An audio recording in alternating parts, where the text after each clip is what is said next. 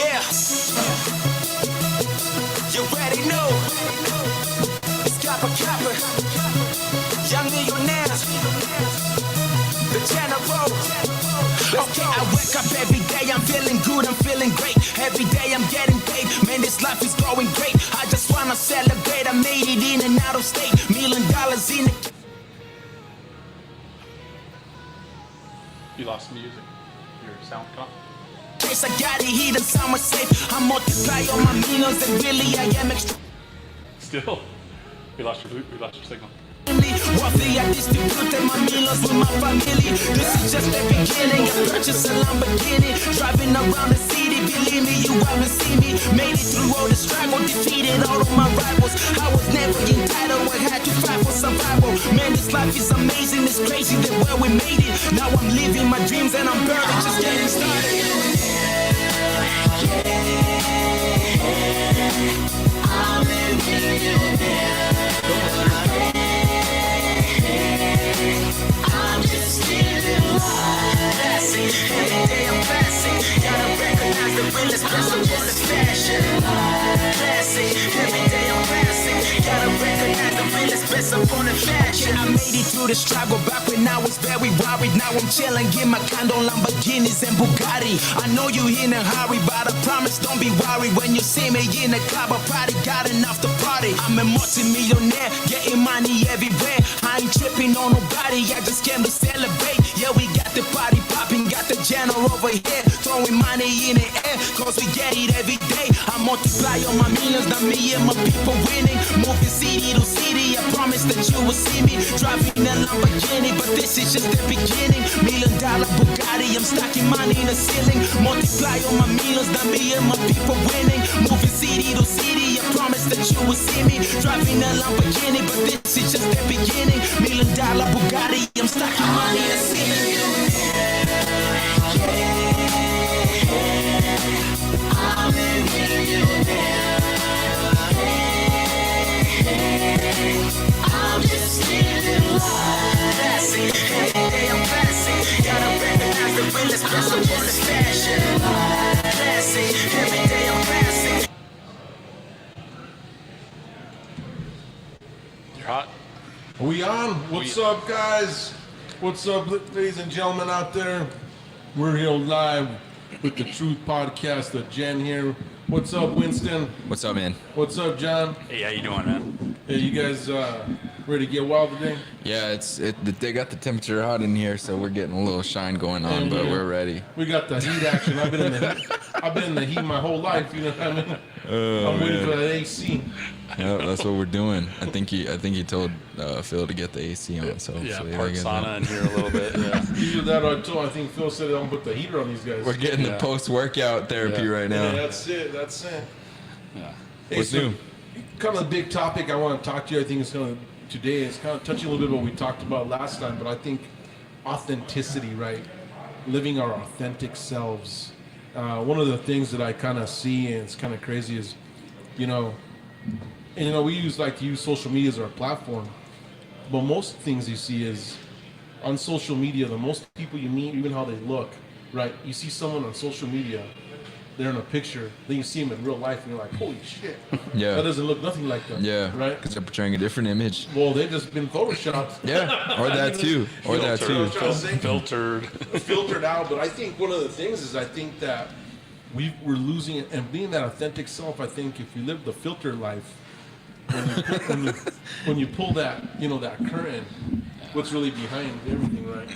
And so I think that's one of the things I want to really touch on today is just living your authentic self, and what you can kind of we're talking about that full fake it till you make it. That's what I thought about authentic self, right? Mm-hmm. And so I look at the pressure I see on social media with all the photoshopping. You hear the stuff we touching about with Kylie Jenner and not really being a billionaire, but people really don't give a shit. They really care about what's my social media presence and how do I portray myself and how do I look like to the world, but what am I really doing? So that whole authenticity is out the freaking door, right? Yeah. And I think that's kind of it's a scary thing. So it's kind of a scary thing. It is. Right. And that's one of those things too. If you're living a whole different life, when certain opportunities come to you, if someone sees the outside, what's going to happen when it's really not what it, what that person thought it was, and then you could just lose out, and then you brand yourself that way, you know what I mean, and then your reputation is just shot. I'm gonna start saying that though, living the filter life. That's funny. Yeah, you like that, huh? That was a good that's one. mine, baby. The filter life, baby. That's a Jen's words. I gotta start I gotta start copywriting all this shit. Living the filter life, Living the dude. filter life. We're gonna throw that on a tee. Yeah, you gotta throw that on there. Living the filter life. That's Dude. hilarious. Hashtag living the filter life. That's funny. 'Cause So what made you think about this topic today? I think one of the things is like I was out in Cars and Coffee, and I just kind of been talking to people, and I think a lot of people are just kind of mixed up in who they are, and once you've had enough battles like me in the field, right, you start to really see what people are built like, Right. And I think one of the things is when you're living the filter life, you actually portray yourself that you can do bigger things, but then the opportunity arises, and then you get your ass kicked and you really can't go. Yeah. I don't know how many people I meet in my life that want to be the Jen and think they can do what I do, and I'm like, take that shot all day long. But at the end of the day, that you put the practice into it. Yeah. Exactly. What you do to hone yourself to get there, right? Right. And I think that's kind of one of the biggest things that I've been realizing is just even around just with my peers. Yeah. You know what I mean? Well, no, that's the thing too, and for everyone listening, just know that there's a fine line, because what I think too is it's good to have that self-belief in telling yourself you can achieve certain things, of course, with the action necessary to get there. You know what I mean? Where some people say, setting goals, and they say, oh, I want to make 6 figures next year. I want to make 500K, in 5 years or anything like that. There's that fine line in doing so, in my opinion, from setting those beliefs in yourself. And it's not just one of those things, right, where you say it and you're like, oh yeah, I want to do this, but it's in getting that action plan on how to, excuse me, that tea messed my throat up, man. But in finding that action plan, how to achieve it, instead of just, taking a picture and saying, oh yeah, like some of these guys I'll see all the time. Yeah, I'm working, 10-hour days, and now I'm hitting the gym and I'm dieting, and they're not really doing that, right? They maybe did it one time out of the day or one day out of the week, and they're trying to put it out there that they're doing it all the time. And then when it looks funny is when you see that person and you're like, dude, I thought you were grinding in the gym and on your diet. You look the same I saw you 2 months ago. You know what I mean? I think you look worse. You know what I mean? Yeah, exactly. So it's finding that balance, because I'm all for, the self-belief portion, as long as you're backing it with action and you have a game plan going to it. You know what I mean? But I think the thing we're really talking about, going to the filter life, I think that's kind of like, a preconceived notion in the sense of this is the difference, right? I can believe in myself, but you're posting results that are not there, or you're portraying results that are not there. Right. So like you're here, like I made it, but you haven't made it, so you're a fraud. Yeah. And so I think that there's not even a fine line. There's a fucking bold line, right? Big bold line. Either you made it or you didn't. So you can have all that self-belief and talk. Say, you know what? I'm coming in. I'm a rookie. I'm putting in this time. This is what I'm doing. And then what you're doing is you're timelining your life. Yeah. But you're not doing what I'm talking about, the filtered life. Yeah, exactly. And that's why I'm saying there's two sides of the fences. People could look at it that way. But yeah, I mean, when you're putting stuff out there like that, and then that's just what happens. Like I said, some opportunity comes up based off what your social media is, right? Because there are people that have big followings that you see them in public and you're like, well, I didn't even recognize you. I didn't even know that was you.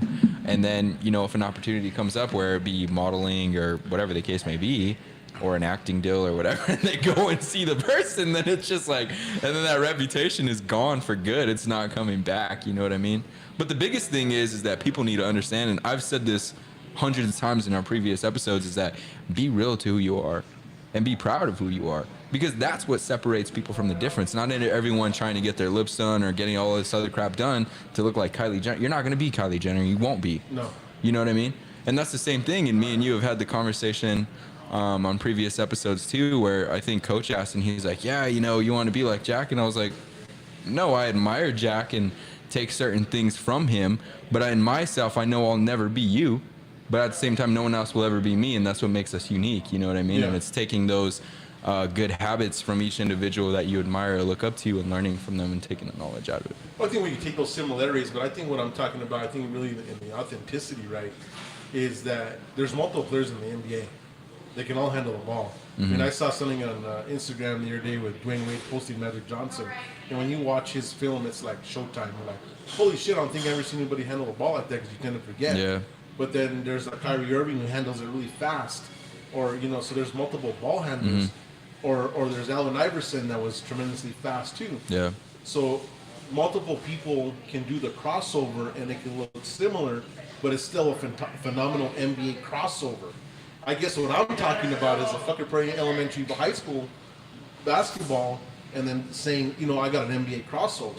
Yeah. Do you see what I'm trying to Yeah, say? There's a big difference there. Mm-hmm. Because there's multiple big powerhouse bodybuilders. We could sit here and say, this one's better than that one, who I'm going to throw in there. But there's plenty of guys that look like Michael Hearn, right? But they may not have the athleticism he has. And so that's what I'm kind of talking about. Yeah. And so we can take those elements, we can get to be like people.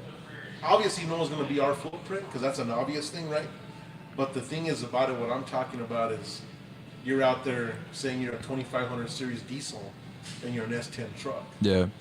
Right? And then you're saying, they say, okay, let's have you pull this payload. Right. And then the wheels fall off. Yeah, exactly. So tell us more about, I guess, the harmful thing of doing that and how it can affect you in business or whatever goals you're trying to accomplish or whatever it is. I'm not going to get in depth, but I'm going to tell you something that's crazy in our state. There was an individual that I saw that was getting hammered in the paper, and the Lobos didn't authenticate what he was saying. And then he went and was going to, John might know some of this one, but he was going to sponsor the bowl. We have a big bowl here. Yes, I know what you're talking about. And the individual said this, and this, and the bread wasn't there. It was fake bread.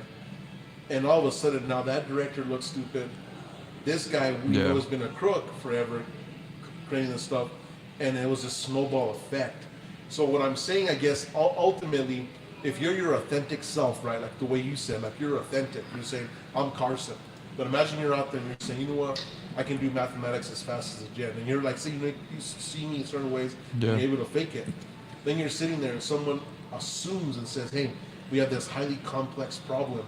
We need you to solve it. You come in and you're put there and you're like, right? You see what I'm trying to say? Give me a day. I'll call Jack. Then all of a sudden, now you look dumb, right? Yeah. And so what I'm saying is this, right? What's harmful is, let's say you're in the chance of a big monster. You're in a whale. And that whale likes who you are. Yeah. But you sold certain characteristics about you that are untrue, then that whale's going to see right through you. You're never going to get that shot again. Yeah, of course. Yeah, it's just like I said, it's killing your reputation for the total long run. And that's why I think people are so hungry for the quick result, right? And not having to work for something. Because, I mean, even if we're talking to social media, everyone starts with nothing on there. Everyone starts with zero, right? But it's just some people will go in and do whatever's trending or jump on the wagon, and then it's really, what value are you putting out there to people aside from hurting yourself potentially because of that same story that you just said? You know what I mean? Yeah, and I think we look at this, and I think that when you're not your authentic self, this kind of goes into my second thing is, I did this huge study when I was at CA. They sent me out to this big time company. They spent about $10,000-$15,000 to do this test. And the test was, and what's crazy is you go in there with these psychologists, you leave your phone, you're in there for a week, and what they determine is what's your natural self and who you perceive yourself to be. And the crazy part, I was in there with big time CEOs, right? I was like the low on the totem pole. So I saw my name up on this board, and there's these two dots, and the dots are close to each other. And there's another guy whose dots are pretty close. Everyone else are spread apart, and I'm thinking, holy shit. We suck. They're going to fire us for sure. And so the guy comes up and says, you know what? We're going to bring up two of these individuals to the podium, and we're going to talk about them. And I thought, man, we really are screwed up over here. We don't match anybody else. And he says, what the psychologist said was, how I see myself and what I perceive to be is my natural state. So therefore, that means that I don't have to play this game for 8 hours. I can play it for 19 hours. Right. That's my natural state. Yeah. So if you're an actor and you're acting all day long and you're tested, and so you're not at your highest vibration that day, you're going to fail. So you see what I'm trying to say? Yeah. So that's that whole being a natural state. So if you're not your authentic self, people are gonna see through it, or you're gonna have a bad day and it's gonna show. Yeah, exactly. And that's why it's so huge to stay true to who you are, because I mean, people feel the energy when you're passionate about something, or if you're truly invested in something, you instantly know that. And you could tell the difference from someone who isn't all day. Just the same thing, tie on what you're saying, you know. What do you think, John? I know that, you know, here in society, you know, it unfortunately that's what it's really become, is this sort of this filtered Living the filter life. Oh, it is. It really is. And people behaving, you know, a certain way, or people not, you know, they have sort of two personalities. One where they're real brave behind the keyboard, and then the one they're not afraid to express themselves when you confront them in person. You know, so that becomes a very toxic situation. It creates that divide that, you know, pushes us farther apart. Yeah. You know, and you know, and you guys are talking about Kylie Jenner. I'm like, watch it, guys. She might be like Secretary of Defense or Secretary of Education if Kanye wins. So I'm like, the Kardashians will be in the White House. Kanye 2020. Yeah. Yeah. So that's sort of the next level of depravity and insanity that we're living in right now. Because I mean, even just recently, you know, the president retweeted Chuck Woolery calling this whole COVID thing a hoax. Dude's the host of Love Connection back in like the 70s, you know. He has no business talking about science, nor do I. You know, I'm not a scientist. I don't know infectious diseases, you know. Yeah. But, you know, so that type of toxic life, that filtered life, and that's what we have now, is that people are brave behind the keyboard, but then once they get out in front, then they're a completely different person, you know. Or even at that, everyone nowadays is an expert at something, right? Like I always relate to the thing, you get these diehard fans in like football or basketball, and they're like critiquing, you know, these athletes, and it's like, okay, dude, were you an NFL coach, or did you ever play in the NFL? Oh no, you didn't. Well, then why are you trying to tell this guy, you know, what's wrong and what's right? I mean, this guy's actually playing in the game. So everybody's an expert now. And same thing with all this stuff that's going on, you know what I mean? We talked about this a little bit last week, is that, you know, someone can be in the store or read on Facebook something, and then they're like, yeah, I'm going to repost this, and they're passionate about it. And it's like, dude, that information is totally incorrect. Why are you putting all, you know what I mean? But they're the experts, though. I know. Oh, no, definitely. You know what I call those guys? Those are called the armchair athletes. Oh, yeah. No. Other than armchair specialists or the armchair scientists. Right? Yeah. You know. It's just crazy. No one goes and verifies any of the information, or no one takes the time to go and read. Okay, if that's what you heard, go research it before you're out here telling the whole world. Because you get someone like John, who's a political science major, something comes in and just makes you look dumb. I know. That's why, like, even this weekend, like one of my this woman that follows me, and she likes all the stuff that I post, and she always comments. She put something about John Lewis dying, and I'm like, okay, the fucking world would be blowing up. And he marched along with Martin Luther King there at Selma Bridge. He got beaten up. You know, he's just this amazing congressman, and some person had tweeted that he had died. And I knew that wasn't true, or my news feed would have blown up. And she posted it, and I right away, and I found the truth. I put the link on her, and I even scolded her. I said, "You need to take this down. This is irresponsible." You know, oh, but you know, but don't spread things like that. You know, so, but unfortunately, a lot of people don't have that capacity. And I found myself too putting things that I'm like, oh wait, I need to go back and make sure I fact check it, or I need to find the video so it shows the context of that rather than just a headline. You know, so. Whoa, what happened? Are we down? No, Jack's still looking good. You're still up, Jack, so. Oh, no, I make sure I'm up here. No, you are. LeBron James coming off the court. Now we're still on. That's why I have him on camera. So. You're live, baby. Live. From the grill. I'm just live, baby. On San Mateo. All our mics are still hot. It's just you're the only one on camera right now. So, how much parts do we got today? How much what? How much parts do we got today? Parts? Your key points. They're on the teleprompter. So first, you guys already started talking about the authentic self. Did you guys talk about what does it mean? Have you guys talked a little bit about that? Yep. Okay, and then we were just talking about social media. Okay, and then let's talk about life itself. What is real? What is real? I mean, I mean, people put these, you know, they pick like the high points of their life to show to everybody, and they don't talk about the hard times, or, you know, and maybe that's a reason that we have such a horrible problem in this country with suicides and depression.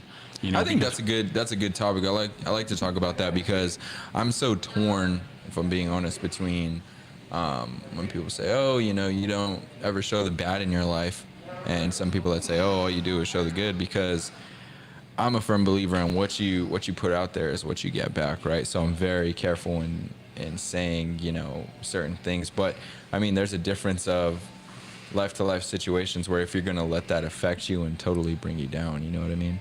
You kind of get that question where, you know, if everything's going good and that's all you ever talk about, and yes, we're all human, you know, there's things that go wrong, but how do you feel with the people that, you know?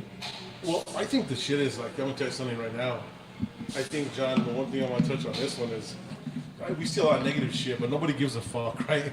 I'm gonna tell you right now that nobody gives a fuck if you're putting in, you know, all the negative shit. So if you're gonna do the wambulance, you're wasting a lot of airtime.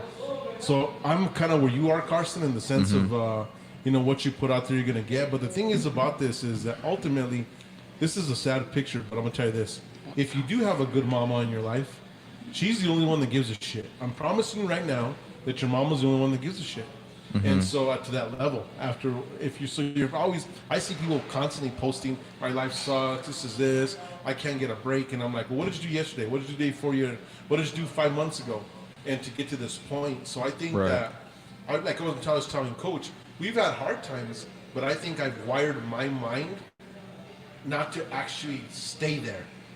I visit, but I'm not going to be like, oh, you know what, this happened to me and I did this. Now, if you say, hey, look, I had this issue, and guys, if you're going through this issue, here's this solution, I think would be freaking awesome, right? But if you're posting just a bunch of freaking negativity, problems, and solutions, then you're wasting a bunch of time. Right. But if you figured out something phenomenal, right? That's what YouTube's about, right? You got a problem with your weed eater, go to YouTube. They got to fix it, right? And so I think in life is that we want to be a YouTube for fixing shit. So I think if you're in there kind of like, you know, oh my God, that's soap operas. So tune in at 12 o'clock and watch a soap opera, right? Yeah. So I'm with you on that. I don't think that whole problem is really what really matters in life. And that's the sad thing too, like how John brought up, you know, how there's, you know, lots of depression nowadays, and suicide is spiked up. And I think it's 100% because of people of what we're talking about in the first segment of this episode, is that they're portraying something that they're not, right? So that would be like me. If I went on social media and said, yeah, you know, I'm 24 right now, and when I was my first year in real estate, I made, you know, over $5 million, right? That would be like me saying that. And then for someone who is 20 years old, they're gonna be like, holy shit, I'm so behind. Like I'm a failure. This guy went in and achieved. But little do they know, I did not do that. And that's the same thing with like YouTube and all that stuff too. Me and you have the talk all the time where you'll see these guys and they're like, yeah, I just bought this new Lamborghini. And it's like, okay, well, maybe their dad bought it, or maybe Lambo let them take it out for YouTube content. We don't really ever know the real story. And that's why the biggest thing that we can do for ourselves and for our mental health is only to focus on us. You know what I mean? Because if you start comparing yourself, like same thing with me and you. I always said, if I compared myself to you, knowing you have so much more experience and Christmases, as we say on me, then it's going to make me feel like shit, because I'm like, I always tell myself like, dang, you know, I got to keep up with Jack, you know what I mean? And sometimes I have to be like, whoa, step back. I'm still, you know, in this, I'm coming in the game, whatever the case. You know what I mean? So, but I'll get so lost in, like me and you are here because of the relationship we have. But that's one thing that people need to do, man, is set your goals for yourself. Don't compare yourself to other individuals, even if they're in the same field. You know what I mean? Everyone's story is completely different. Everyone's path is completely different. I think on what you're saying there, Carson, is I think all of us, I think even if you stop there and you start listening to too much people about what they're doing or this or what you should do, I got to tell you, you know what's amazing, dude? This Saturday, I had a birthday lunch with like literally a second family tier in Mexico, and you know William's freaking he's rock solid, and it was funny because William comes to my mind a lot, and he's just pretty stuck in his ways, right? But I remember sitting with this one guy, and he says, "I want to talk to you," And Williams, he tells William, we're sitting there with this young guy, and I'm getting some mentoring tips. He looks at William and says, "Hey, do you dream about Lamborghinis and this and that and all that?" Yeah. And I remember William leaned over and he kind of goes back and he's got his cup and he says, "I dream about what I can afford." Yeah. And I was like, "Holy shit! I never thought about it that way, right?" So I dream about what I can afford. And he's like, "I got a Corvette, and he's got 3 Corvettes. He ordered the new Corvette." But what I see about stuff like that is that sometimes he's looking at his capacity and saying, "Well, this is what I want to put in my capacity." But if you know one thing about him, badass house, made some smart moves, very conservative, and he's not going to be the guy that's going to go lose anything, right? Because the moves are really strong. Just turned 60 years old. And when you really look at it, I think America should strive to be William, not the rest of anybody else. Right. Well, just your statement right there, I dream what I can afford. Right? Is that what That was his paraphrasing statement. it? That's not even mine. That was his statement. Very profound. Yeah, it's his exact Very words. profound and And so I looked at that and I was like, holy shit. And I said, don't get me wrong, go for the stars. But he says, knowing on my capacity and what I got, I'm going to stick here. yeah. And he was just straight up with that. And he says, I was this when I was 20 years old. I knew my mental capacity. I knew how much I could work at it based on my environment, all that. Yeah. When you really think about it, he was really in an environment where he could have made all his money, thrown it in the stocks, and it would have blown up. He's in that world time. Yeah. Right? He's in the time period where that generation could have it's game over, right? But he also could have lost everything. So where's that risk factor? And that's what I'm thinking about being your authentic life. And when I'm talking about being your authentic life, is what is your capacity? Like, can you look in the mirror and say, what's my capacity? And how much can I really push on that capacity? And how long can I push for in that capacity? Once you understand that personal measurable, you're going to be able to know what you're going to be able to achieve. And I'll give you a perfect example. When I was in college, there'd be guys like, oh, you know what? I'm going to study all night in 2 days and 4 days, and I'm going to take this test. Yeah. And that was with 12 hours. They threw in 18 hours, and they were fucking failing because they didn't know their measurable. I took 21 credit hours in one semester, but I knew my ability, right? I knew my organization. I knew what I had. I knew it was gonna tax me, but I knew that I was gonna do 21 hours over and over again. Right. But that's what I'm trying to say. So that builds up to stamina.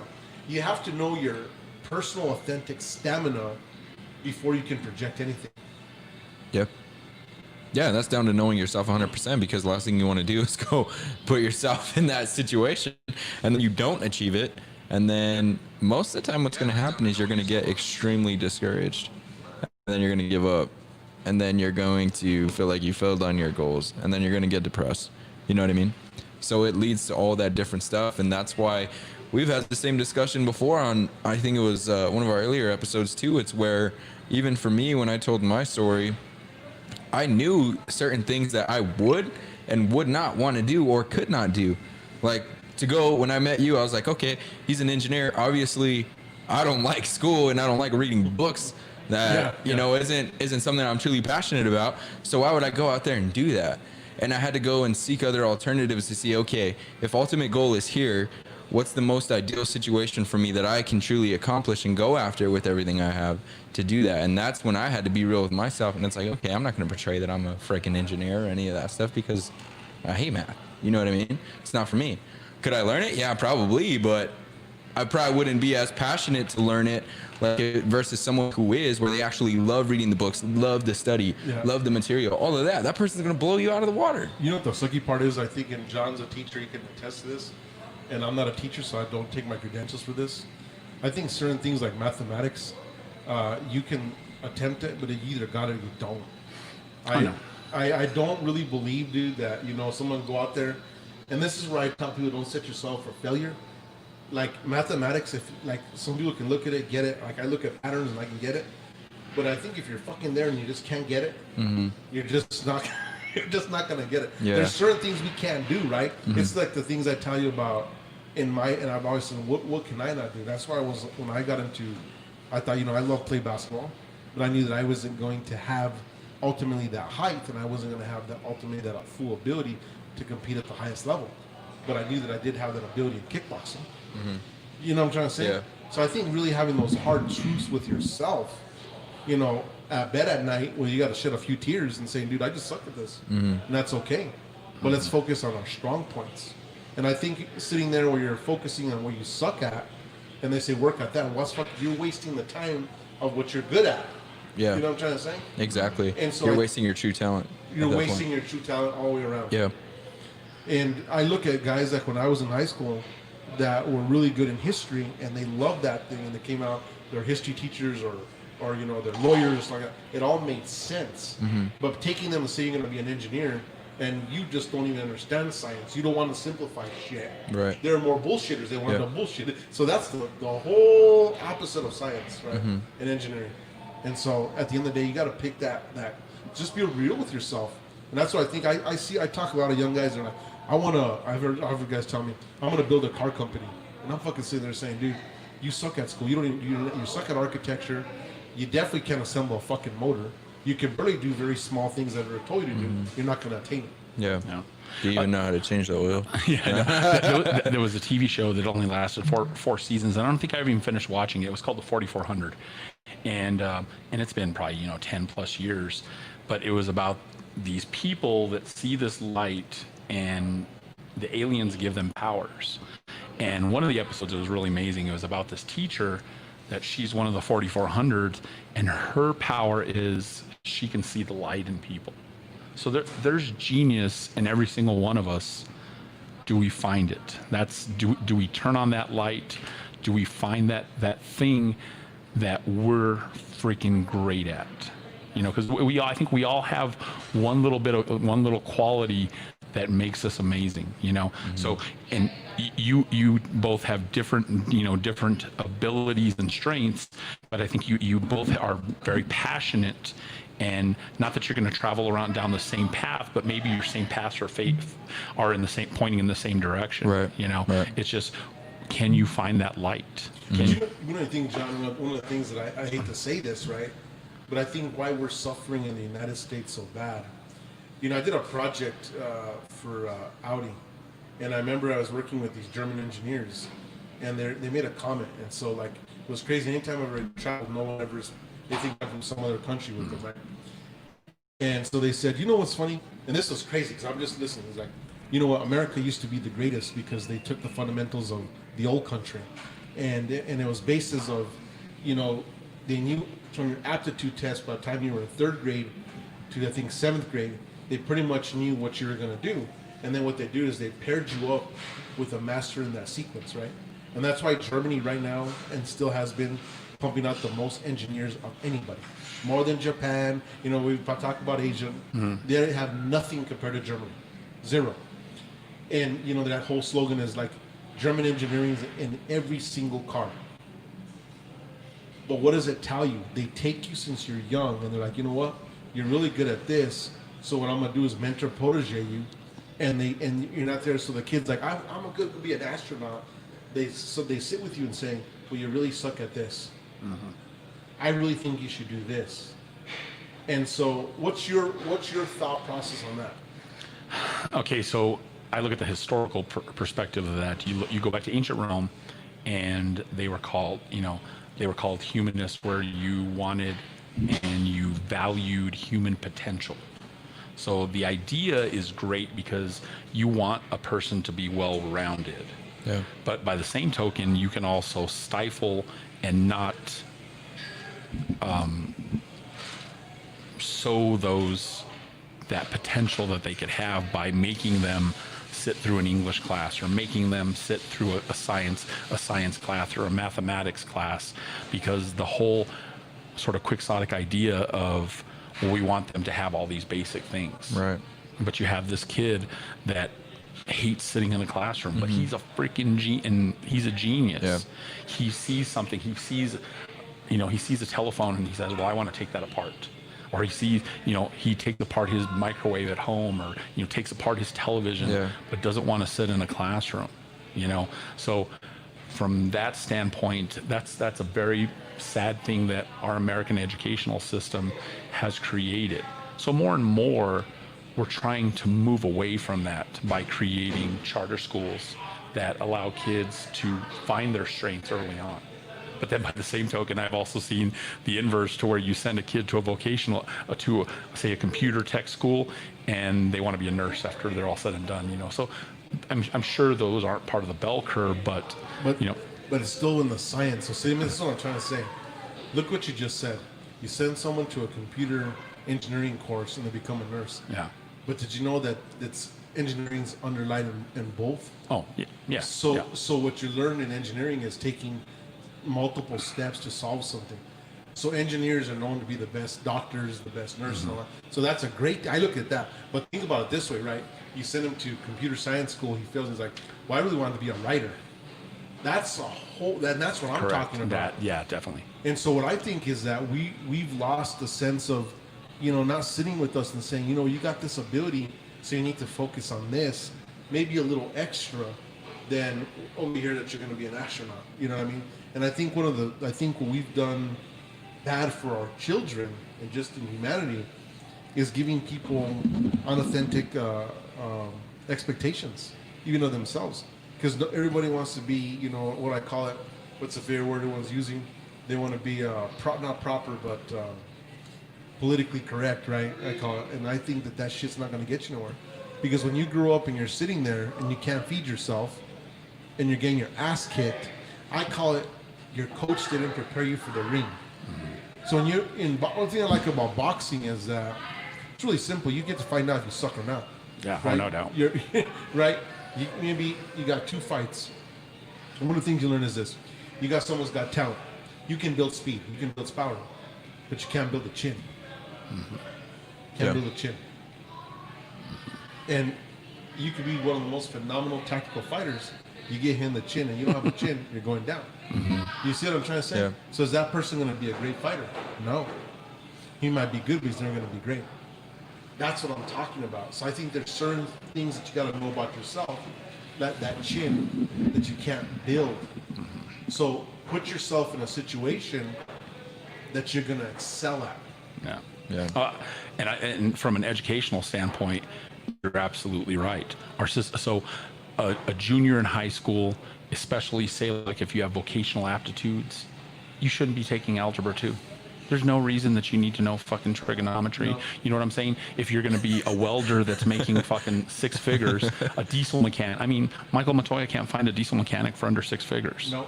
You know, but there you put a kid in a situation where he doesn't feel successful. He should be taking consumer math. He should be taking life skills, you know, and that's where our educational system fails us, because they think, okay, well, here's this square hole, like, make sure everybody fits in that. It can't be that way. So you're absolutely right. And that's one thing that Germany has done post World War II, when they had to rebuild their society, is they looked at it and they said, okay, we're going to be real. Number one, we're going to provide our people with universal health care. Yeah. That's one of the reasons that they've dealt so well with COVID, you know, but then also we're going to put our citizens in the best place where they can be successful, you know. And I've told students, you know, I remember having a student that, you know, had a great personality and I knew he was going to be successful. He just hated being at school. He liked playing the game, you know, didn't like, you know, sometimes he stayed too late and he slept in. Well, then that hurt his grade, and there goes his grade. But I mean, a phenomenally intelligent student, you know. And I'm like, just get your GED and go off to college. And if that's what you find that you can be great at, then do it. What for? Be miserable. And you want to see an administrator with their head almost want to explode when you try to give a parent that advice. Okay. Well, then that's why pretty much I have career suicide as an educator, because I speak the truth. I tell these people that what's best for your kid, you know, and admin and those people that are in power, they've been trained and they've been neutered to think you can't tell a kid that, or you can't tell a parent that, hey, drop out. Well, no, I'm not telling them to drop out. Find something that they're great at. You know, crazy, John, is that you look at like my success, right? And if it wasn't for Jürgen Schillis, that guy from Germany that was developing engineers for Intel, you think about this, I would have wasted my junior and senior year. Because that's how advanced I was, right? I'd have teachers that would say, where I would literally study the test right before the test, look at it really quick, and I was getting about 88s, 90s. And I remember a teacher said, if you applied yourself, what would you be? And I said, Ms. Chavez, I said, I did apply myself. This, you know what I'm trying to say? That was my spidey power. And I do that even in business today, where I can react to my feet so quick, make a decision, concise, and do a deployment. But this is where the piece that just really is nuts. In school, they should be teaching you not to fuck up your credit, how to act, and you have to have writing and reading skills. That's more than obvious, right? But basic communication. Then from there, figuring out what you're good at, like you're saying, because it's like this, right? I took advanced calculus. I haven't used advanced calculus in any shit that I do. And I do some high-level engineering. That's just nuts, right? What is that really needed? And so it's not. It's torture. It is. It's literally, it's attrition to say, okay, well, they know this. Now let's confuse it and make it even harder to see if we can sort out some of the riffraff. And then let's make it torturous here. And then some of the ones that really don't know it, they'll make it torturous on them. And that's what those things that are foundational skills. And you talk about somebody who you're never going to love. It's just like a foreign language. If you don't learn the basic components, the verbs, the nouns, how things conjugate, it's a language. And if you never build those skills, you're never going to develop that love and that I can blink and I can think and I can breathe that subject. exactly. Well, even like the credit thing, man. No one taught us that. And then even for me coming out, Floyd Mayweather always dealt cash. My mom's like, get credit, get a credit card. Scary. I'm all, heck no, I'm going to be like Floyd Mayweather and just only carry cash. And my learning lesson was, she was on me about it, but I never wanted it. But when I went to go get a loan because I wanted a motorcycle, I was like, I pretty much have all the cash for this thing. You can't give me, $1,000. And they're like, no, yeah, you need to go get a credit card or whatever. And I was like, it freaking sucked. Because you were never taught that. And that's something that should be taught in school. Well, the good thing is that my mom was always on me about it. It's just I made the decision to not even think about it. But I think if it was enforced a lot more too in like school, or like if I didn't go through that life experience, who knows where I would have been. Or I meet so much of my friends or anything and they're like, yeah, we went and got a card at Dillard's or whatever, and they max it out. And then still to that day, they're still paying the credit from like 6 years ago, and they can't go and get anything. They can't get a car, they can't get a house, none of that stuff because of what they did, and no one taught them about it. You know what I mean? So that's huge. The worst thing, if you're listening out there, do not get a department store credit card from multiple points. It subtracts the most points from your credit score, period. I don't know what the algorithm is behind it, and it doesn't make any sense. No, now what you want to do is, if you make $100, get a credit card that has a $100 limit, and then you're tracking your shit down, and then you're paying it monthly, right? I was when I was deployed in the military when I was 17 years old, right? And so you have to have a credit card. You have to have this.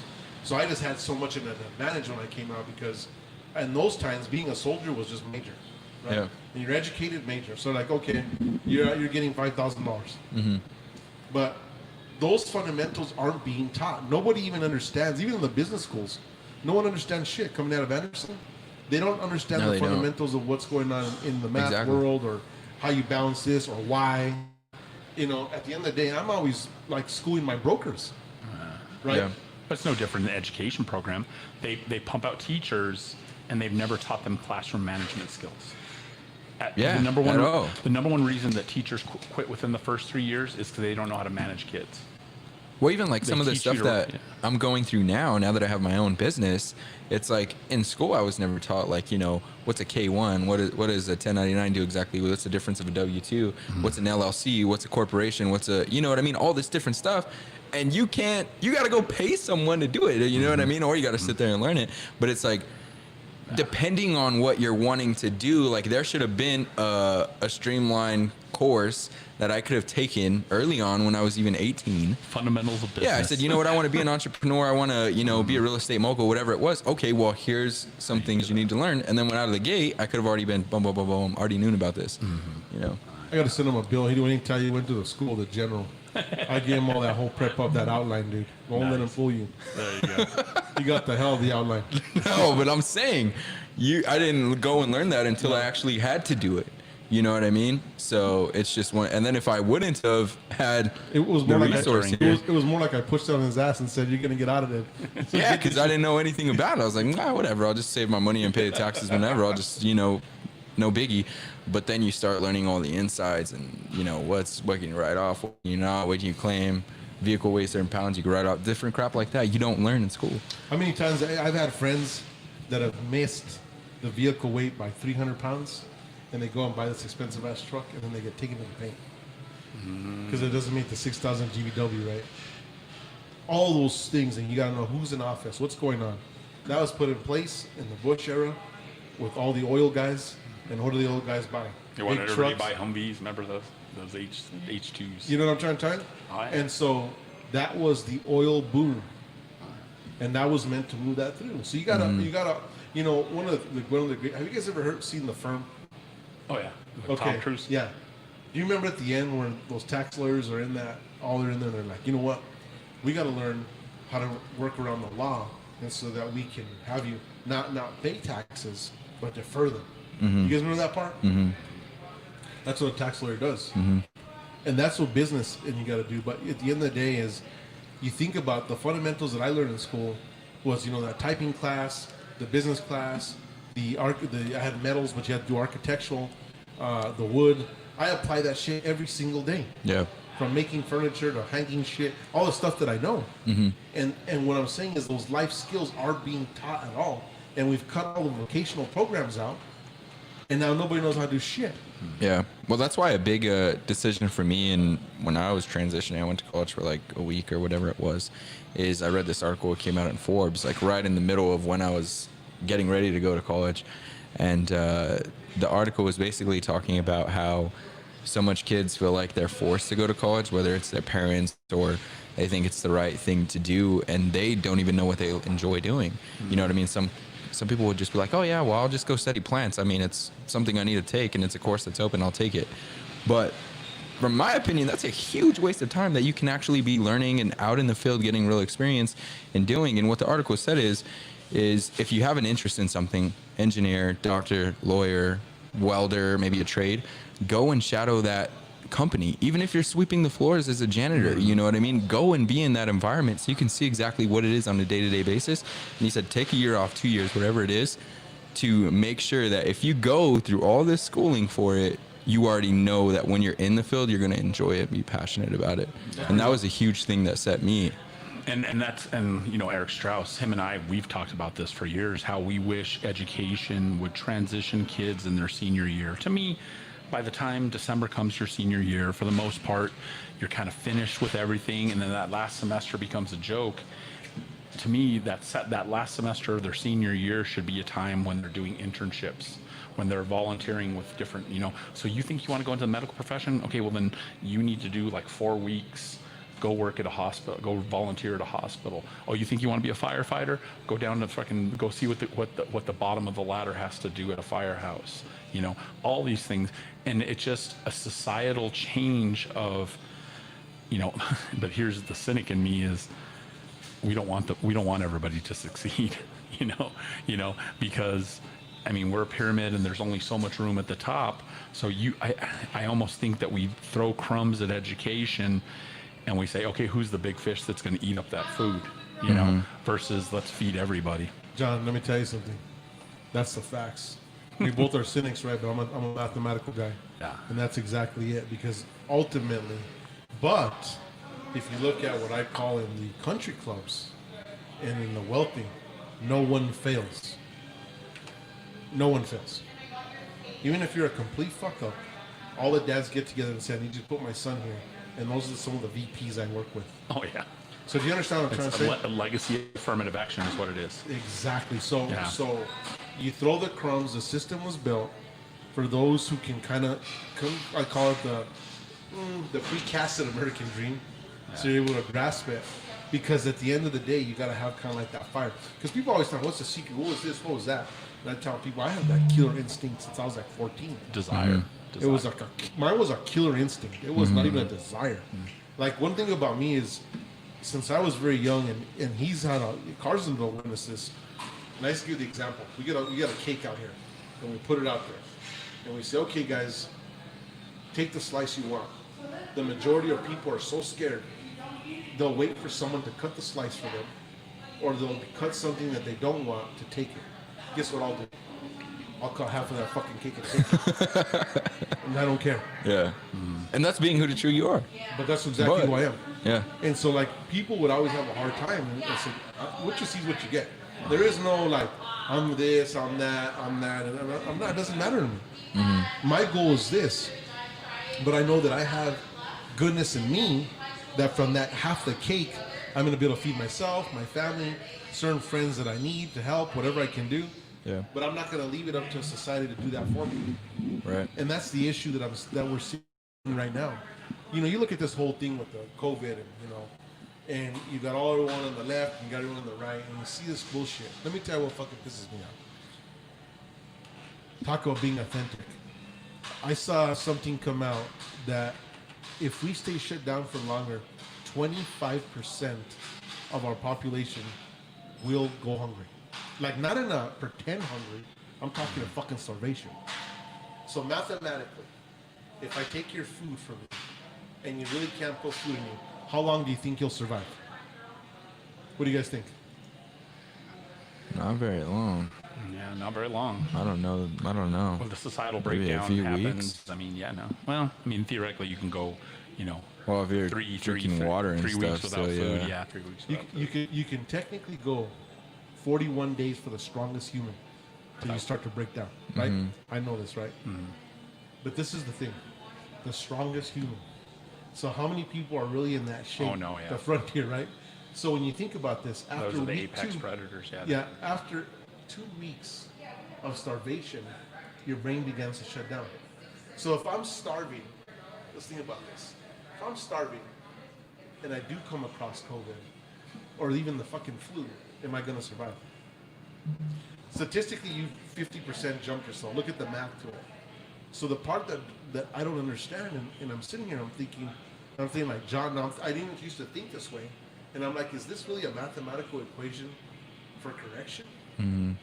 Or what? Because I look at this, I don't care, especially in New Mexico, we're like in the poorest, last three of poorest. We're not Mississippi, but yes. Yeah, we're not. But this is crazy, right? The Restaurant Association came out and said, if we continue this shutdown at the level we are, 25% of all restaurants will close in New Mexico. We have more restaurants per capita in the city of Albuquerque than any other city in the United States. Restaurants are literally above 30-some% of what keep people employed. Do the fucking math. I mean, I'm not the, I'm just Yeah. Yeah. So now we're talking about literally, if you know 30 people and they're in the restaurant world, 10 of them are going to have a job. Yeah. It's crazy. You see what I'm trying to Yeah. Oh no, that's and that's since the 1980s. That's what we've evolved because so after World War II, what did everybody want? They wanted to buy automobiles. They wanted to buy electronics goods from here in America. Why? Because Japan and Germany and all of Europe was having to rebuild their society, and our factories were still open. So we were able to produce all those things. But then come the late 70s to the 80s, they start saying, you know what? We're having to pay these guys too much. Let's ship these jobs to other countries so that we can kill it on labor costs and still bring back these items, and consumers can buy them at cheaper prices. They can make a killing on profit. But then what happens is that we lose this industrial base, and now that industrial base has to flee to service society. So that's I mean, what you're saying is absolutely true, is that the service-based society is taking a beating. taking a beating. And this is the crazy part. And how much longer is it going to take where it starts to roll down and affect the rest of us? Yeah. Right? Yeah. Well, no, we haven't seen the tip of the iceberg yet because we talked about last week. The commercial real estate business is going to take a beating because these it's brick and taken one. Oh no, it's going to get It's even worse. taken one. Where people start foreclosing, kicking people out of their homes, out of their apartments.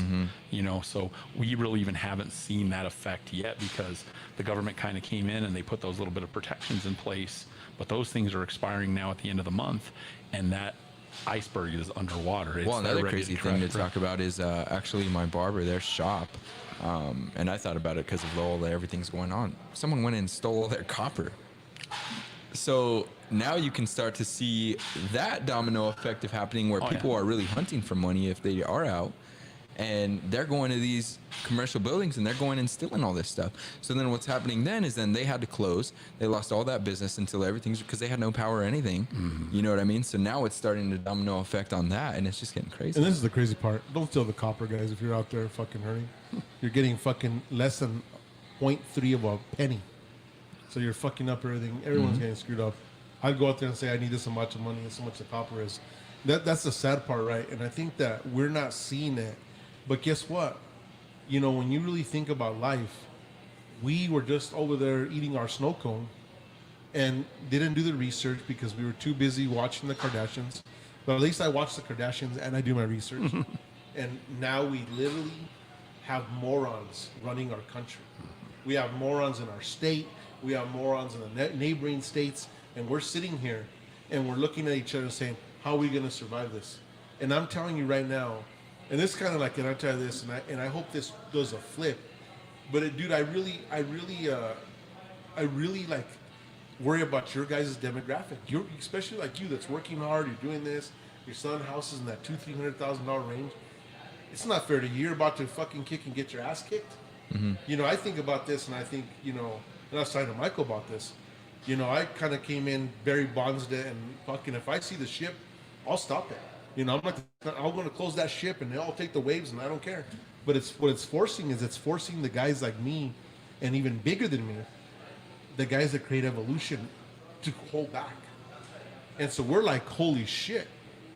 So we're closing our ships. We're not doing the investments we're doing. Now we're talking as you're creating a society of like when France lost all the millionaires. Remember that? And so it's a ripple effect. Trust me, because it's pulling the zip cord too early, right? And that's what I'm really worried about. And this is why it's so important now to live your freaking authentic self. Like start to figure out exactly who you are and do it ASAP. Do it ASAP. And Exactly. you know, I'm doing this big remodel. I'm putting some stuff out, and I look at the guys and they're telling me, man, if I wouldn't have had this job, we would have been screwed. And I'm thinking, well, I'm one of the only crazy fuckers out there remodeling commercial buildings right now. And I have a force that's in there, 8-9 guys, because they got nothing to do. You know what I'm trying to tell you? Yeah. But like you said, the boss is saying we're all going to kind of eat pieces of this so we can stay alive. And I'm thinking, that's freaking nuts. That's freaking nuts, right? Yeah, and so when I look at that, you know, we're kind of here in La La Land. But at the end of the day is this: if you're on a bullet train and we stop building the tracks, we're going to get there a lot faster. And when you get off those tracks, what's the destruction look like? And so, like, you know what, I'm not trying to say do whatever you want in your life, but guys, if I was in the position that most people are, I think that I would have to stand and make a move for my destiny. Well, I had this discussion with a healthcare professional. What day was it? I think Sunday. And we had like a Zoom talk and we had cocktails.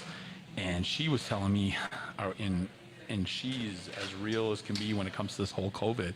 And she was like, are we at the point to where we say, fuck it, and we roll the dice versus destroying an economy? Because since we're such a service-based system that relies on services, and if you take that away and you're not providing at least a universal basic income for those people, you're just headed for all this doom and destruction. So what are we really fighting for if unless there is something to fight? You know, unless there's something there. Look, you know, is it worth saving grandma and grandpa?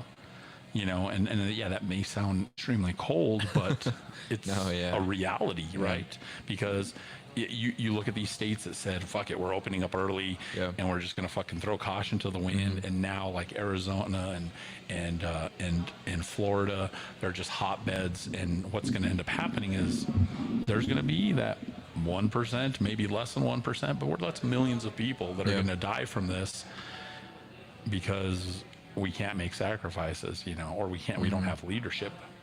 But this is the thing, John, right? If you're at risk, I'm gonna tell you something. You know what? My grandpa was still alive. He fucking outlived the guys in COVID. I'm telling you right now, that cowboy was tougher than shit. You look at the guy that was 102 years old, World War II, had the influenza, all that crap. It's again about where you are, state of mind, and where your body's at. So this is the bottom line. We're saying, let's shut the whole fucking world down for the 1% potential of going down. But what we need to do is say, let's protect the 1% and say, you know what, guys? We're going to have special things for you to get you food and all that. And we're not going to stop the rest of it. And then, you know what? If you guys want to take the risk, Carson, you want to go out there, you're young, you're feeling a little saucy, you want to go to the club, then take the fucking risk. But know that if you end up in this situation, there's a risk versus reward. Yeah. The situation is that no one has the choice. And we're saying that scientists are doing this and all that. But this is the bottom line. Are these scientists motivated by the great and powerful dollar? They're giving us the facts? Or are they motivated by true science? And we don't have that anymore. Right? We don't have that anymore. And so technically, the scary part is that what's the real big agenda? And so when you're not, and this goes back to why I brought the authentic self. If the fucking world's fake and you're fake within playing this play and the play ends, you're all fucked. And so what I'm saying is look back now and say, where am I at today? Where am I at in my bills? Where am I at on a nest egg? How many nuts do I have in my tree? What adjustments do I have to do now to get to the next level and to more of a preventive maintenance? And that's kind of like what I really, really want to touch on, because we're really not running our own ship, and it's pretty sad.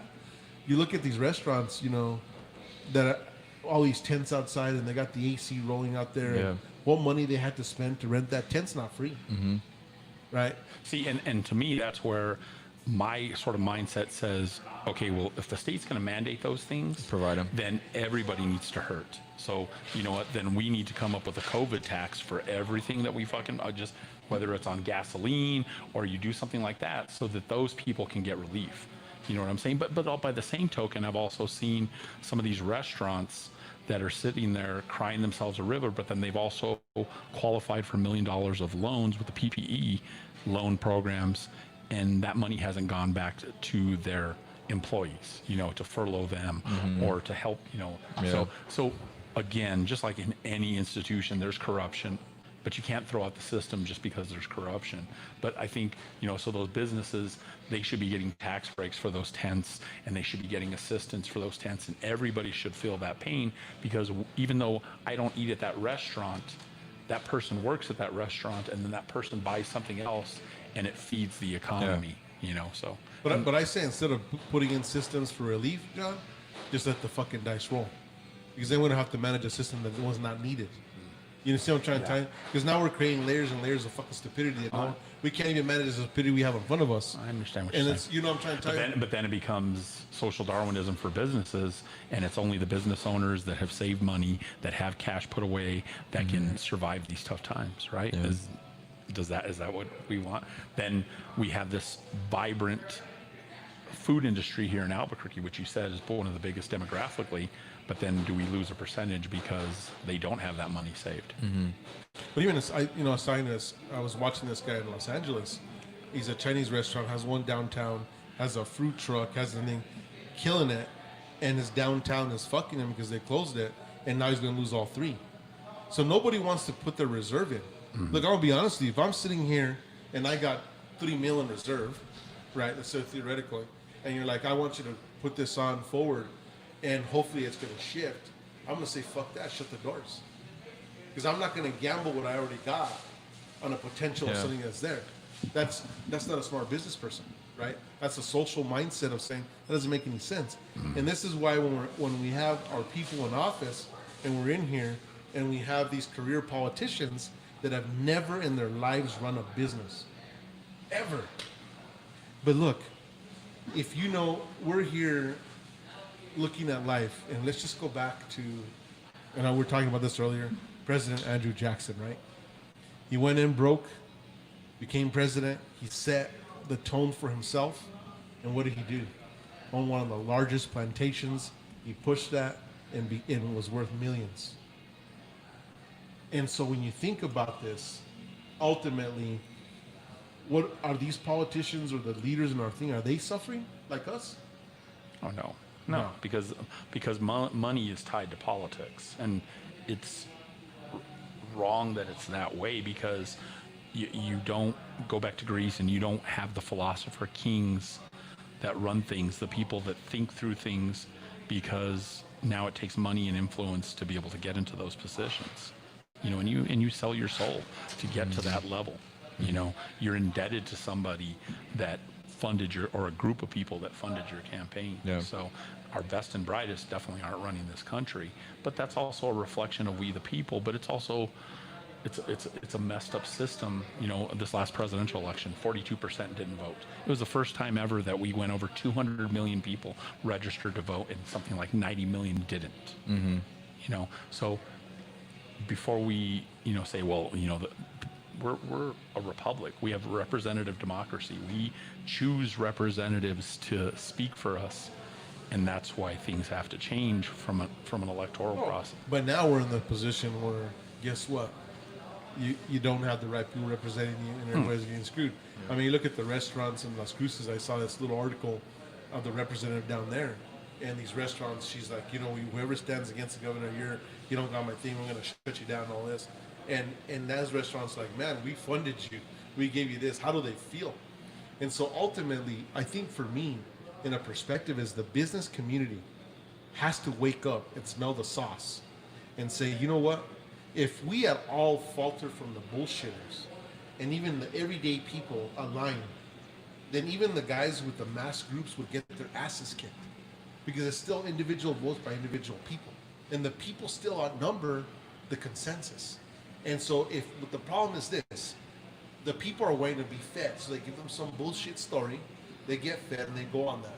But imagine if every single person says, you know what, instead of me taking the time on social media, let me just research the candidate, because it's really going to affect me. And you really came together, you'd make a massive change. Education makes a massive change. And that's what I'm saying, living your authentic self. So you're not living your authentic self by actually, you can be great, and that's just the scary part is that we are really running a shit show. This whole thing's just a shit show. And that's what I'm saying about, it is your time now to make a decision and make a change for yourself as an individual, and then start to make those moves. If you're a person of influence, start having these conversations saying, what are we going to do coming along in November for an election? Who are we going to stand behind them? How thorough are we going to be now? Not just because someone gives you a handshake and, oh, I think it's, no. Are you going to hit them with those hard questions and say, ultimately, this is what it is? No one thinks about that, right? And what I'm saying is that the reason I'm mentioning this shit on here, look, I don't get any benefit. The bottom line is this: you ain't gonna fuck with me. I'll get my shit. I'll roll. You know, I have a lot of acorns. Trust me, the trees are full. I can roll this shit out. But what pisses me off as a warrior, that the rest of my people that I know would suffer dramatically. Yeah. And that doesn't sit well with me. Right? That doesn't sit well with me. And so that's where we have to come in and really understand life, but down to, hey, saving our ducats, down to like, what's this? And that's what, you know, we talked about with Coach before COVID. The fuck were you doing in your life before we got here? And you're making all these bad decisions, and now it's just exploited everything tremendously. Yeah. Right? And so what we want to do is we want to focus on positivity. We want to better ourselves. We want to do this.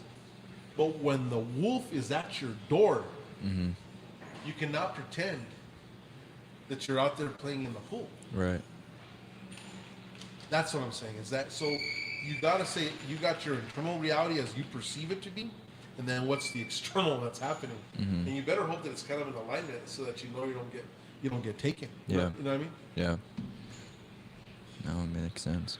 So then one of the other points that we haven't talked about yet is the natural state versus projections. What did you want to talk about there? So we did talk about that.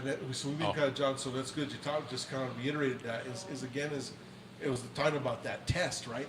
And if I naturally think, you know, I perceive myself to be a badass, and then I get tested at it, and then I'm soft and Charmin. Well, then my natural state, what my projection was, don't match up. Yeah. So ultimately, figure out who you are, and so if your natural state isn't going to let you survive in the overall, then start working on what in that natural state you are is going to get there, because you know at the bottom line, I've learned this, right? If you start to compromise your natural state for the rest of the evolution around you, and I'm telling you this right now, I'm going through this right now, harmonics. You know, if you know one thing about me, I'm up in the morning early. I'm very organized. I'm like old school organized, like binder organized. But one of the things that I realized that I allowed myself to do was allow too much talk, too much like the Republic, like it reminds me of Rome. And I allowed a lot of individuals, and what I started to do was mold my ways around their ways, which isn't my natural state. So I'll give you an example. I got people that are like, well, I can't work with certain people, so I do this, and I'm a person who works with everybody. And I'm about, you're as weak as your weakest link. You're as strong as your weakest link. So then I started to take principles out of my style of management to appease individuals. And now what it's done is I look at my foundation, and the foundation is strong, but I'm seeing cracks in my walls. So I'm authentic with myself, and I'm saying, you know what, this is fucking bullshit. I've built an empire, but it's cracking.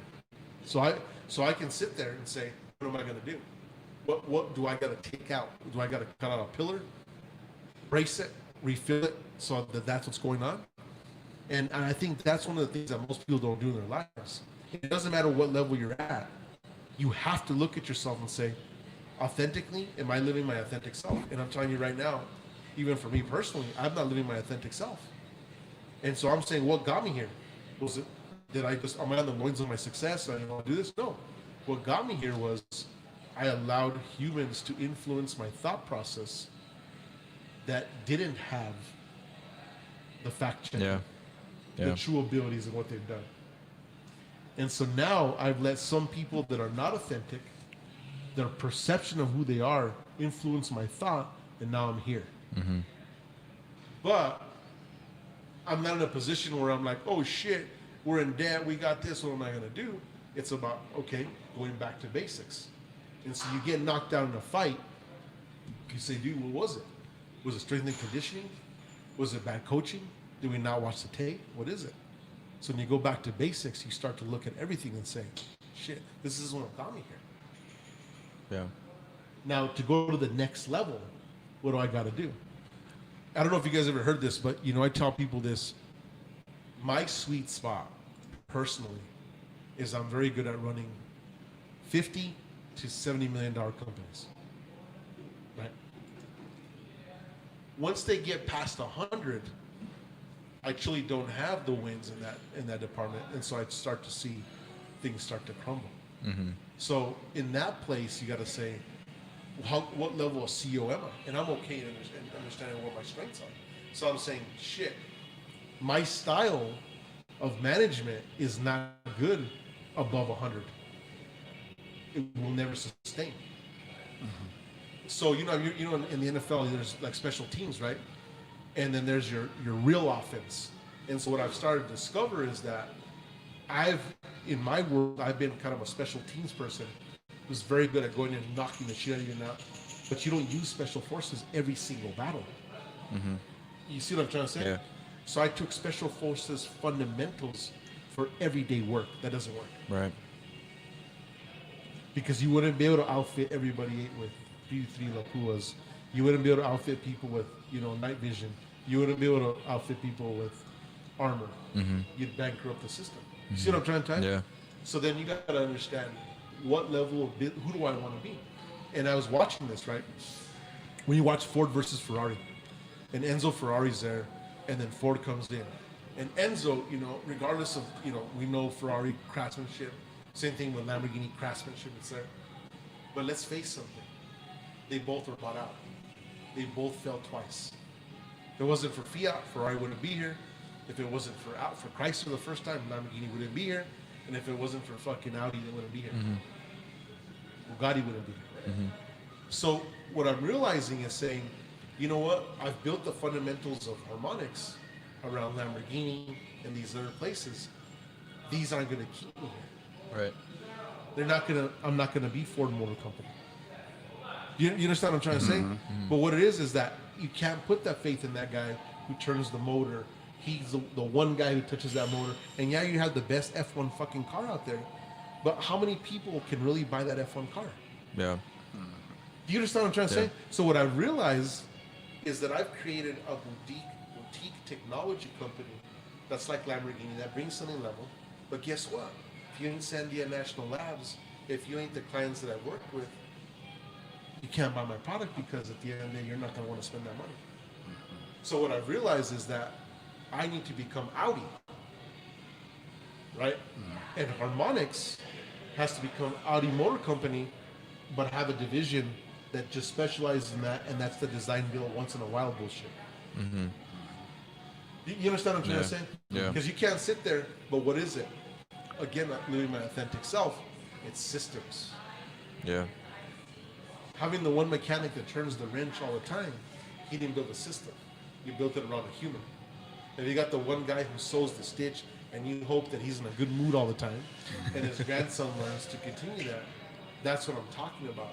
And so those type of evolutions, you got to sit back and say, you know what? This ain't going to work. That's why Sparta is no longer here. No. Even as the greatest fucking soldier was, that's why Sparta's not here. Yeah, because they only focused on one thing. They focused on one thing, and guess what? Everyone else molded after them. Rome, and you saw Rome, right? Spartan ways, but they took a lot of different things. It was conquer and take. And then what did they do? Well, they fuck up. They created a republic. They got all these bad senators on the take. It's kind of like we're in the United States. And so ultimately, when you look at that, that's why I love to study history. As a business person, that's why it's so important to study history, so you can see small trends and then ask yourself, am I right there? Yeah. Right? When you look at the frontiersmen, right? I don't know if you guys know a lot. Don, you obviously do. But you look at the last two, big people, I say, founding fathers of our country. One that stands out for me is Davy Crockett, right? People that know Davy Crockett was a representative, became a senator out of the state, out of Tennessee.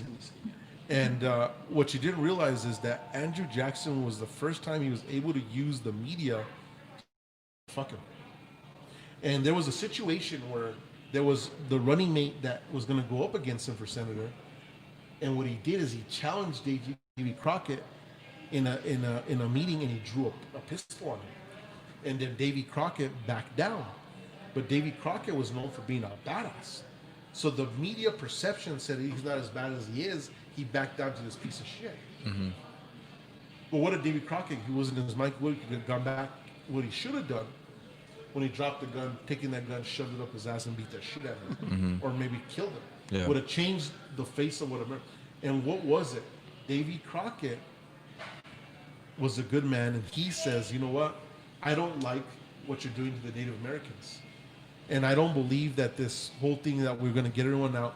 But ultimately, one good guy on one platform, they were able to use the media for the first time with newspapers printing and saying, do you want a guy like Davy Crockett who's not that strong? But let me tell you how it all shifted. This is what's crazy about other media.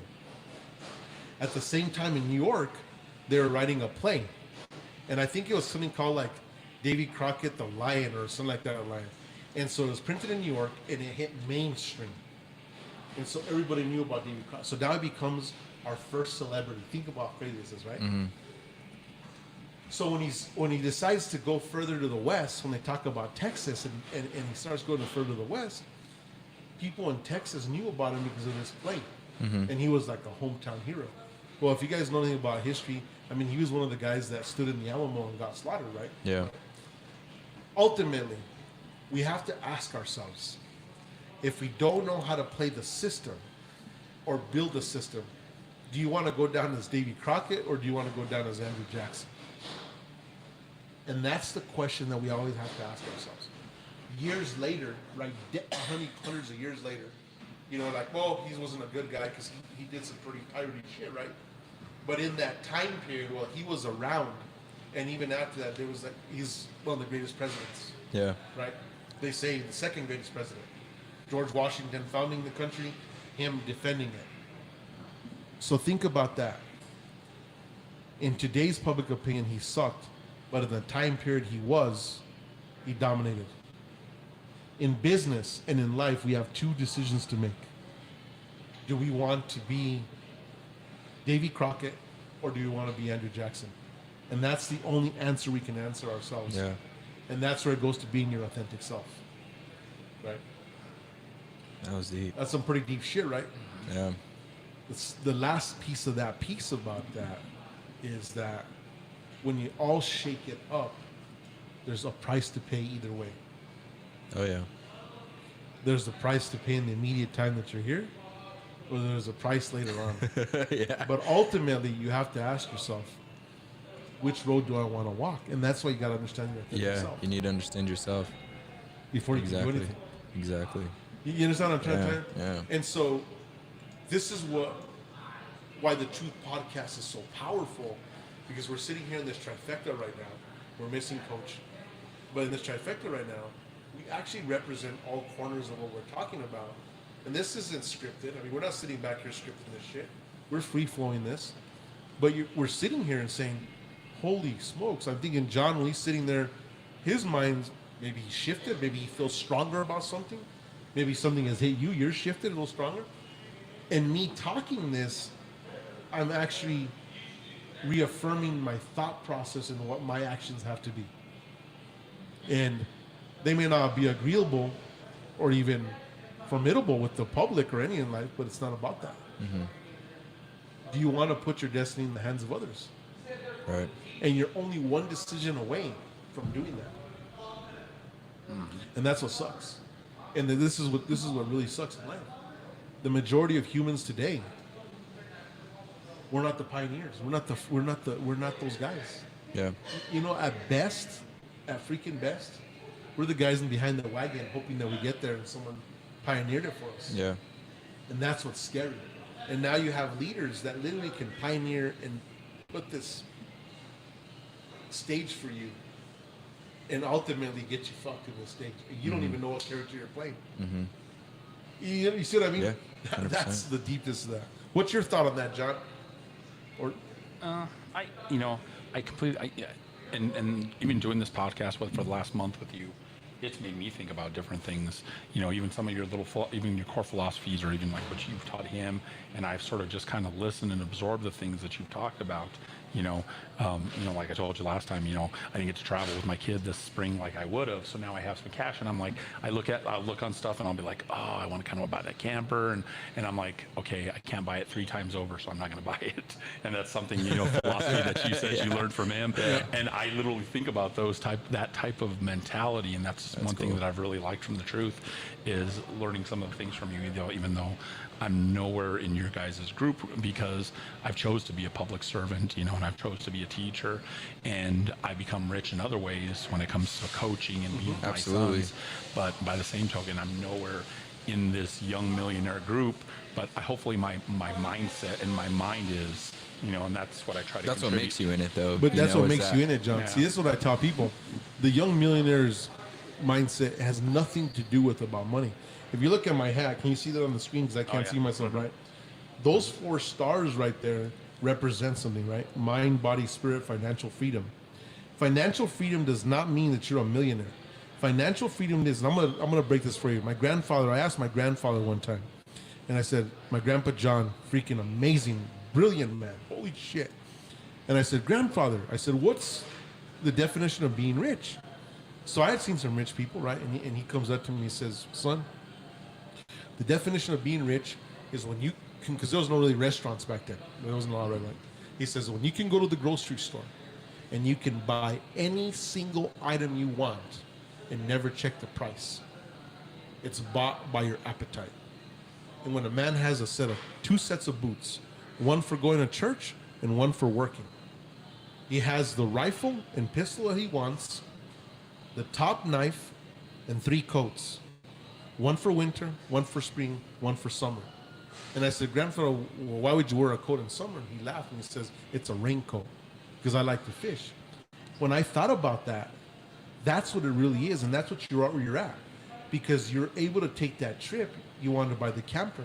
So little do you know, you're financially free. And that's what I'm trying to say. Financial freedom is not about having millions. I know millionaires that ain't free. I know millionaires right now that if one wrong move hits, they're fucking screwed. Shit that I preach to you. This guy, he'll show me guys and he looks up to them and he'll do this and I'm thinking, I know the background. I can never throw them on blast, right? But I know the background. And I look at it and it's like, you know, that foundation. They're paper tigers. They can go big. No, they'll surpass us. But they can fucking crash huge. Right? And so there's William and then there's a me, well, more of that, but I still have that big foundation, right? And you know, my running joke is I sold the house, so I can't say that anymore, but I say, worst case scenario for me is 3,000 square feet, an Escalade, a Porsche, and a Lambo. I said, that's my worst case scenario, right? I sold the house and I'm screwed. I guess I'll go live in a condo, right? But you know what I'm trying to tell you, right? And that's what I'm talking about. But when you, in your mind, John, you focus on that star, so that's the most powerful star you can focus on, because that star will force your body to follow. So automatically, despite you said, you know, I can't buy this 3 times over, you're not making that bad decision. So guess what? If you need to tap into that, you're still gonna be able to buy the food. And it's so weird how all this balance, you don't work on one, it all works on the other.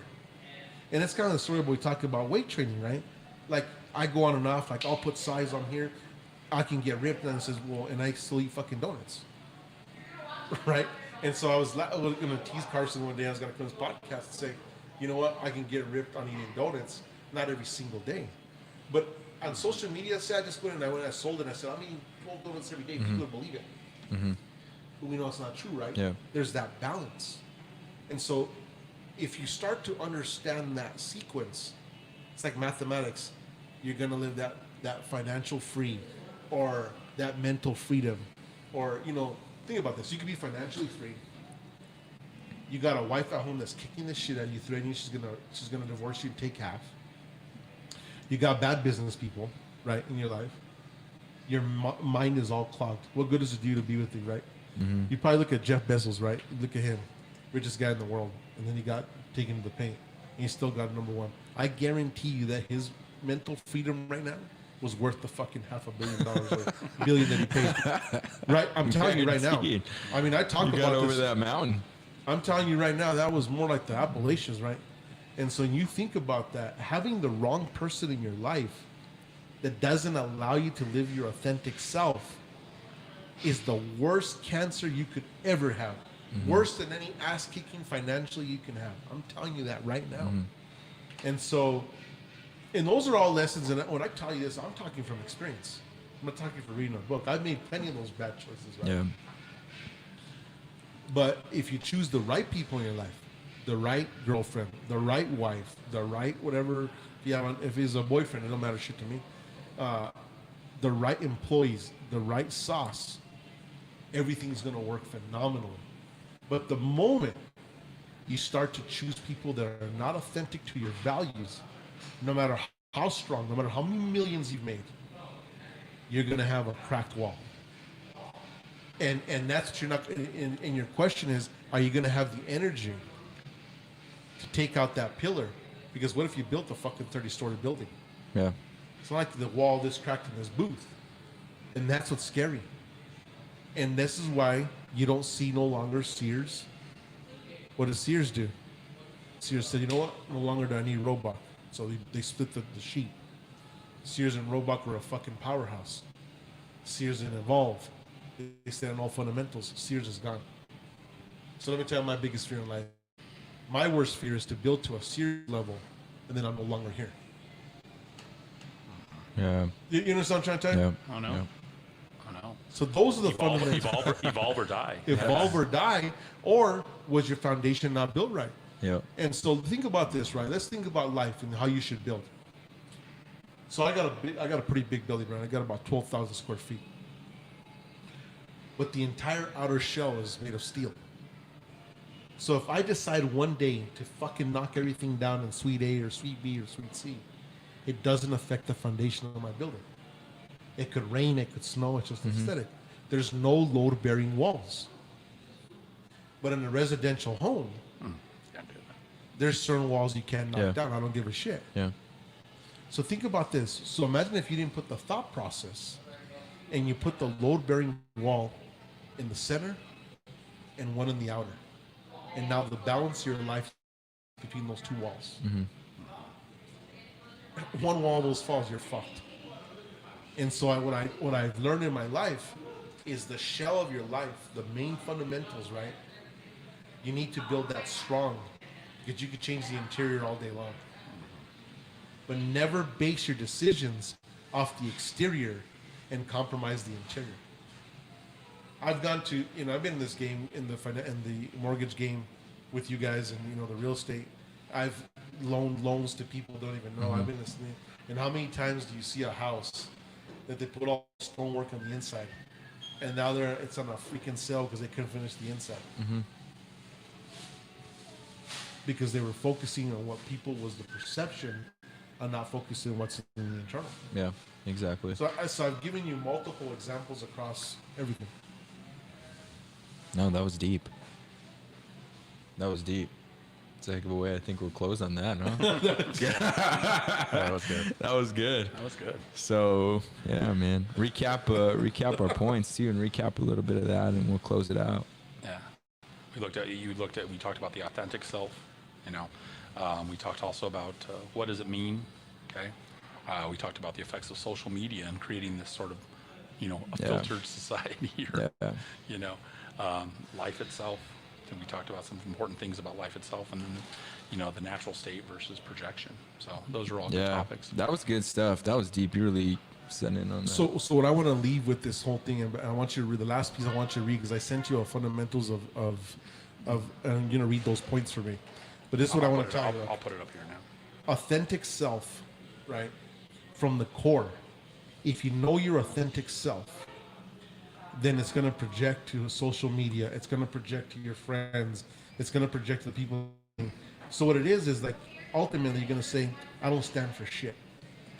Or whatever you stand for, I stand for, right? Yeah. And this is what we talk, and I use my own example. How I portray myself in social media, how I portray myself on the podcast, how you see me in the outdoor, doesn't change. I mean, you can't sit here and say the guy's fucking full of shit. It is what it is. Matter of fact, I keep it at like a 70%, right? Yep. And that's what I'm talking about. So am I going to get everybody in the world and say, oh, yeah, that's what I want? No, because that's not who I am, right? We talk about this, we always bullshit me and you, and we talk about Dan Bazillion. He's killing it in life and all this. And, I could have lived the Dan Bazillion lifestyle. But authentically, it's not who I am. It would be totally going against that. And more power to him. Like, guys kicking ass. But you have to understand authentically you are, right? I think that one of the things is that's really what we want to stop on is stay that authentic self. And then now this goes into these key points, John. If you kind of and it's the graphic that you sent me, right? Yeah. So you sent the cost of ambition. One of the first points, it says late nights and early mornings. I think you talk about that. So you always go hard, but you're up early because you want to start your day off right. So another point is lots of associates and very few friends. It says you will be misunderstood. You'll be single unless you're lucky enough to find someone who understands your lifestyle. People will want you to do good, but never better than them. Okay? And then the last point is, for these reasons, you'll do many things alone. And that's the cost of ambition. 100% true. And you know what? And that's the cost of being your authentic self. Yep. And so I just want to put that out there. So if you're feeling a certain type of way, I'm going to tell you this right now. And I've said this multiple times in this podcast. And I say, when I wake up in the morning, do you think Jack the Gen V Hill gives a fuck what anyone thinks about him? Not a one. I don't give a shit. And you know what's crazy? And I tell Michael this all the time. I got my close circle. And what I mean is they're not going to judge me because they're my true friends. They're not thinking, they're supporting. And that's what I'm talking about. And so if you're on social media, if you're a female, or even if you're a male, and you're over there airbrushing yourself because people ain't going to like you for who you are, you're fucking wasting your time, because when they see you without that filter, they're not going to like you. Yep. Or this. So it's better to find people who like you for your authentic self that are going to roll with you, because guess what? When you do put that six-pack on, it might come on and come out. Talking to the guy who majority of his life walked with an 8-pack. I've gone from an 8-pack to nothing, different things. But at the end of the day, you stick to your authentic self. Yep. And so if you know that about yourself and who you are, and you want to eat fucking donuts and that makes you happy, and you got your balance, but you want to walk in the gym with guys that don't even, and you're gonna change your whole lifestyle for to live in some little group, you're never gonna be happy. And that's what I want to close with. Exactly. Is live your authentic self. Ultimately, live your authentic self. And I'm telling you right now, only your mama gives a shit about what you're saying. So whether in your good times or your bad times, people don't give a shit. Matter of fact, they're going to envy you.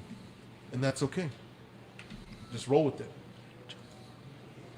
All right. That's all I got, man. That was good. That was a great good show one. today. That was good. All right. Okay, good. Close And us I'm gonna, out. all right, I'm going to close this out with a harmonics commercial. So Sweet.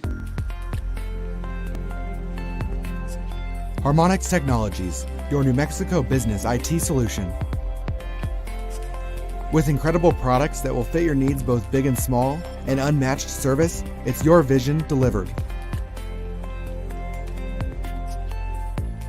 Learn how we can help your business roar into action today. Harmonix Technologies, your New Mexico business IT solution.